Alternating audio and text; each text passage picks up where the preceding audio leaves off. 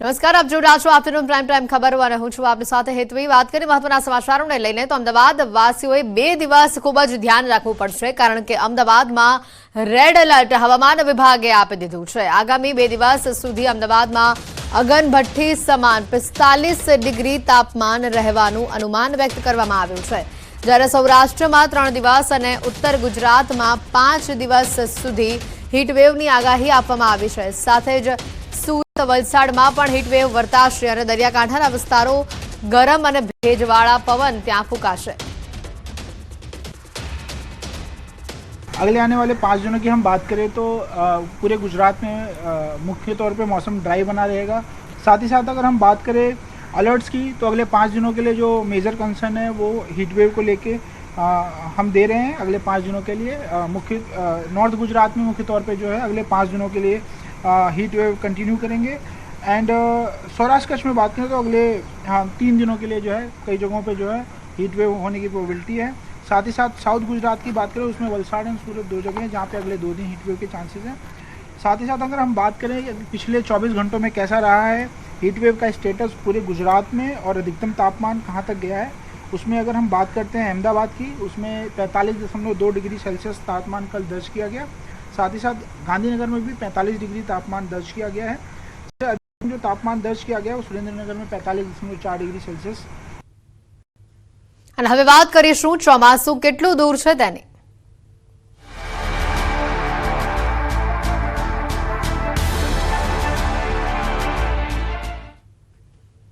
ચોમાસાએ જોરદાર સ્પીડ પકડી લીધી છે। અરબ સાગરમાં ચોમાસાએ એન્ટ્રી મારી છે। ચોમાસું કેરળથી હવે માત્ર 250 કિલોમીટર જેટલું દૂર છે। 2 દિવસના વિરામ બાદ ચોમાસું ઝડપથી આગળ વધી રહ્યું છે। ચોમાસા અંદમાન નિકોબારમાં મોટો ભાગ જે છે તે કવર કરી લીધો છે।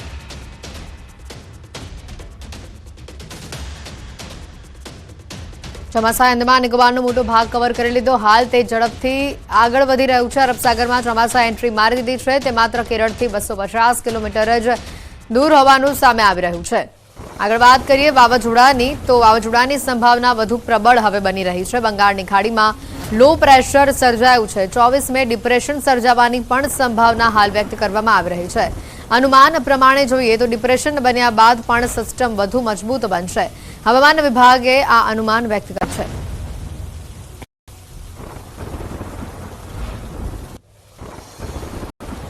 તો બંગાળની ખાડીમાં સાયક્લોનિક સર્ક્યુલેશન સર્જાયું છે, જો કે હજી એક વાવાઝોડાની વકી છે। હવામાન નિષ્ણાત અંબાલાલ પટેલે આ આગાહી કરી દીધી છે। બંગાળનો જે ઉપસાગર છે ભારે વલોવા છે, ભારે વાવાઝોડું થશે। તારીખ 26 સુધીમાં તો આ વાવાઝોડું ભારે તબાહી મચે એવું છે। બંગાળ ઉપસાગરમાં દક્ષિણ પૂર્વીય તટ ઉપર ભારે તબાહી મચાવશે।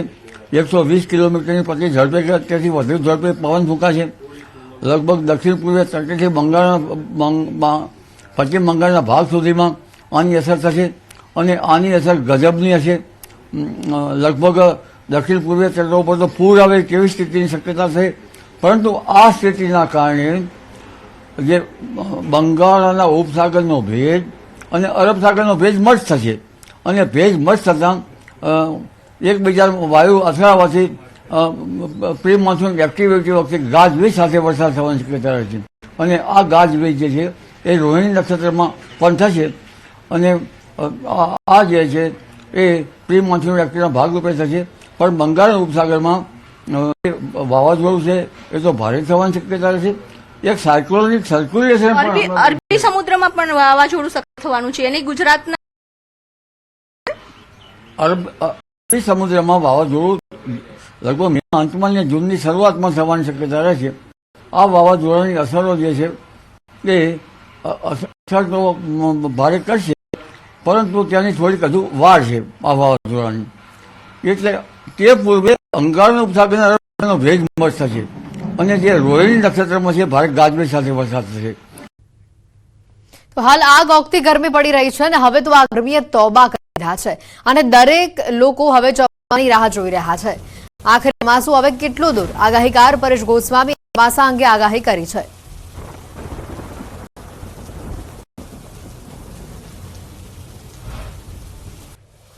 વિશ્વાસ છે કે જે ઓએલઆર છે અને પવનની જે સ્પીડ છે એ બંને ક્રાઇટેરિયા છે એ લગભગ 27 મેના રોજ કમ્પ્લીટ થઈ જાય તેવું એક અનુમાન છે. એટલે 27 મેના રોજ ચોમાસું છે એ લગભગ કેરળની અંદર પ્રવેશ કરી જશે. કેરળની અંદર ચોમાસું પ્રવેશ કરે પછી મહારાષ્ટ્રના મુંબઈ સુધી એ જ ગતિએ લગભગ 3 દિવસ વહેલું ચોમાસું છે એ મુંબઈ સુધી કન્ટિન્યુ આગળ ચાલશે. મુંબઈ પાસે આવી અને યોગ્ય હવામાન ન મળવાને કારણે ચોમાસું એક વખત ત્યાં રોકાઈ શકે છે. એ કદાચ રોકાશે તો લગભગ 36 થી લઈને 48 કલાક સુધી મુંબઈ પાસે ચોમાસું રોકાઈ જશે અને પછી ફરીથી પાછું આગળ વધશે. એટલે ગુજરાતની અંદર ચોમાસું છે એ વહેલું આવશે, પણ માત્ર 1 દિવસ અથવા તો 1.5 દિવસ જેટલું ચોમાસું વહેલું એન્ટર થાય તેવી એક શક્યતાઓ છે. એટલે 14 જૂન આસપાસ ચોમાસું છે એ ગુજરાતની અંદર પ્રવેશ કરી જશે. અને 5 થી 3 દિવસ બાદ ગુજરાતમાં ગરમીમાં આંશિક રાહત જોવા મળશે. જોકે આ રાહત આંશિક જ હશે અને છેલ્લા 36 કલાકની અંદર આ ચોમાસાએ ઘણી બધી પ્રગતિ કરી છે. અત્યારે ચોમાસું છે તે ઝડપથી આગળ વધી રહ્યું છે, કેમ કે ઇન્ડિયન ઓશન, બંગાળની ખાડી અને અરબ સાગર સહિતના વિસ્તારો છે ચોમાસાને આગળ ધપાવવા માટે ફેવરેબલ છે. એટલે ચોમાસું ઝડપથી આગળ વધી રહ્યું છે. આ વચ્ચે 25 થી લઈ અને 30 મે વચ્ચે રાજ્યના અનેક વિસ્તારો ગુજરાતની અંદર ખાસ કરીને દક્ષિણ ગુજરાત અને સૌરાષ્ટ્રના ભાગોની અંદર પ્રી મોન્સૂન એક્ટિવિટી થશે અને તાપમાન જે અત્યારે છે એની અંદર 2 ડિગ્રીથી લઈ અને 2.6 ડિગ્રી સુધીનો ઘટાડો થાય તેવી શક્યતાઓ હાલ અમે માની રહ્યા છીએ. તો ગુજરાતના ચોમાસા અંગે પરેશ ગોસ્વામી અનુમાન વ્યક્ત કરી દીધું છે. 14 જૂનથી જેવી રીતે ગુજરાતની પ્રક્રિયા ચાલુ થશે, જેવી રીતે વલસાડ જિલ્લાનો પ્રવેશ થશે એટલે દક્ષિણ ગુજરાતનું વલસાડ, સૌરાષ્ટ્રના અમરેલી, ગીર સોમનાથ અને જુનાગઢ જેવા વિસ્તારો છે આની અંદર ચોમાસાની સૌપ્રથમ શરૂઆત થશે. એકી સાથે શરૂઆત થશે અને ધીમે ધીમે ચોમાસું આગળ વધશે. એટલે વલસાડ જિલ્લાથી શરૂઆત થાય અને છેલ્લું આપણું આવે છે બનાસકાંઠા સુધીના વિસ્તારોને કવર કરશે. ત્યાં સુધીમાં સમય લાગશે લગભગ 26 થી 27 જૂન સુધીનો. એટલે 14 જૂનથી લઈ અને 26-27 જૂન સુધીનો સમય હશે.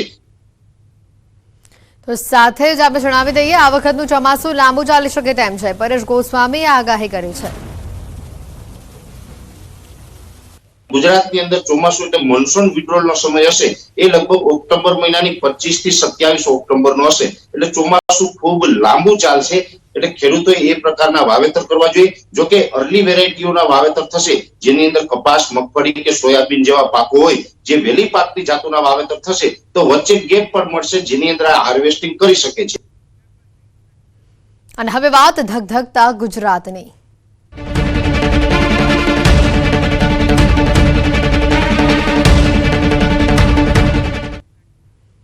સુરતના બારડોલીમાં પારો 38 ડિગ્રી પર પહોંચ્યો. બારડોલીથી ન્યૂઝ 18નું ગ્રાઉન્ડ ઝીરો રિપોર્ટિંગ આપણે બતાવી રહ્યા છે. પારો ભલે 38 ડિગ્રી પર હોય, પરંતુ બફારાના કારણે લોકો ત્રાહિમામ પોકારી ગયા છે.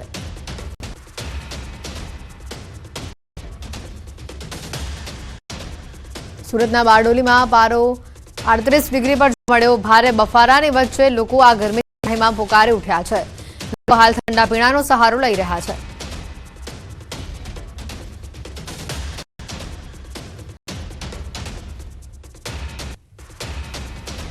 ગુજરાત સરકારના હવામાન ખાતાએ આગાહી કરી છે અને સુરત જિલ્લાની અંદર યલો એલર્ટ પણ જાહેર કર્યું છે. ખાસ કરીને દ્રશ્યમાં બતાવવાનો પ્રયાસ કરીશ. પહેલાં તો બારડોલી નગરની અંદર આ ટેમ્પરેચર 38 જેટલું બતાવી રહ્યું છે. ખાસ કરીને 38 જેટલું ટેમ્પરેચર હોય, પરંતુ 47 જેવું હોય એ 38 છે, 47 જેવું હોઈ શકે એવા દ્રશ્યો પણ છે. અહીં લોકો ગરમીથી ત્રાહિમામ પોકારી અને ડિહાઇડ્રેશન ના થાય એના માટે આ શેરડીનો રસ છે, છાશ છે, તેમજ ઠંડા પીણા તરફ વધુ લોકો વળી રહ્યા છે. અને આ દ્રશ્યમાં જોઈ શકો છો કે શેરડીનો રસનું જે કોલું છે ત્યાં ઘણા લોકો આ શેરડીનો રસ પીને ઠંડક માટે રસ પણ પીતા હોય છે. અને ખાસ કરીને આ જે ડિહાઇડ્રેશન થાય એનાથી બચવાના લોકો અનેક પ્રયાસો પણ કર્યા છે.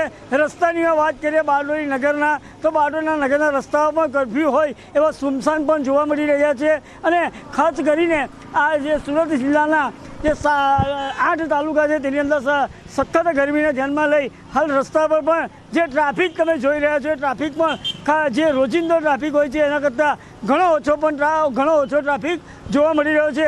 ખાસ કરીને ગરમીની અંદર લોકોને સરકારી વહીવટીતંત્ર પણ કહે છે બિનજરૂરી કામ માટે ઘરમાંથી બહાર નહીં નીકળવા માટેની પણ સૂચનાઓ આપવામાં આવે છે. અને ખાસ કરીને આજે ગરમી વધારે છે જેને લઈને લોકો ઠંડા પીણા ડિહાઇડ્રેશન માટે જે ગ્લુકોઝ જેવા વસ્તુનો પણ સેવન કરે એવું એ કરે તો ડિહાઇડ્રેશનથી બચી શકાય એમ છે. કેતન પટેલ, ન્યૂઝ